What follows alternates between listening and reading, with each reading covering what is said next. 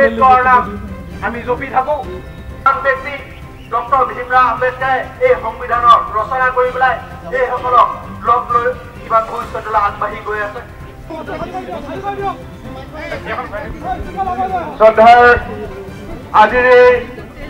প্ৰতিবেদী কাৰ্যসূচীত অংশগ্ৰহণ কৰা অসম প্ৰদেশ কংগ্ৰেছ কমিটিৰ নিৰ্দেশ মৰ্মে আমি মৰিগাঁও জিলা কংগ্ৰেছ কমিটিয়ে দেশৰ গৃহমন্ত্ৰী অমিত শ্বাহ ডাঙৰীয়াৰ পদত্যাগৰ দাবীৰে বিশেষ কাৰণত ইয়াত একত্ৰিত হৈছো আমি সকলোৱে জানো যে মনুবাদী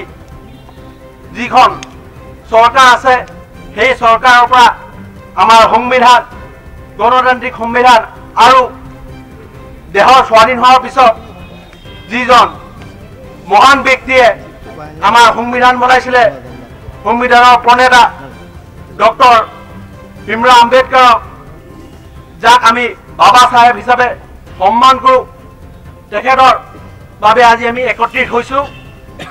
আমি সকলোৱে গম পাইছোঁ যে অমিত শ্বাহ ডাঙৰীয়াই পাৰ্লিয়ামেণ্টত যি ধৰণে তেখেতক বেয়া ব্যৱহাৰ কৰিছে যি ধৰণে অপব্যৱহাৰ কৰিছে যিজন অমিত শ্বাহ ডাঙৰীয়াই গৃহমন্ত্ৰী হ'বৰ বাবে যিখন সংবিধানৰ শপত লৈছিল আজি সেই সংবিধানৰ যিজন প্ৰণেতা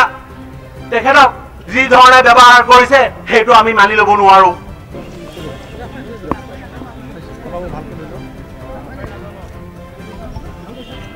সন্মানীয় প্ৰধানমন্ত্ৰীয়ে সংসদত সংবিধানৰ প্ৰণেতাক তুচ্ছ তাচ্ছিল্য কৰিব অপমান কৰিব তাতকৈ দুৰ্ভাগ্যৰ বিষয়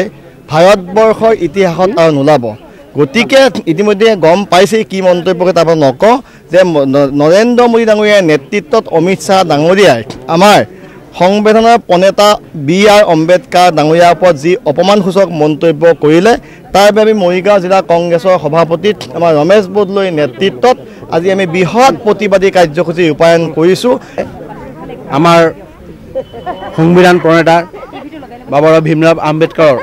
যি ধৰণে অমিত শ্বাহ ডাঙৰীয়াই অপমান কৰিছে তাৰ বাবে আমি সকলোৱে আজি ইয়াত একত্ৰিত হৈছোঁ যাতে অমিত শ্বাহ ডাঙৰীয়াই পদত্যাগ কৰক তেখেতৰ পদত্যাগৰ দাবী আমি জনাইছোঁ আমাৰ এটাই দাবী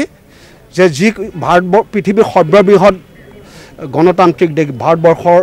যিখন সংবিধানৰ দ্বাৰা পৰিচালিত হৈ আছে সেই সংবিধানৰ প্ৰণেতা বি.আৰ. আম্বেদকাৰক যি অসভ্যালী অসন্মানসূচক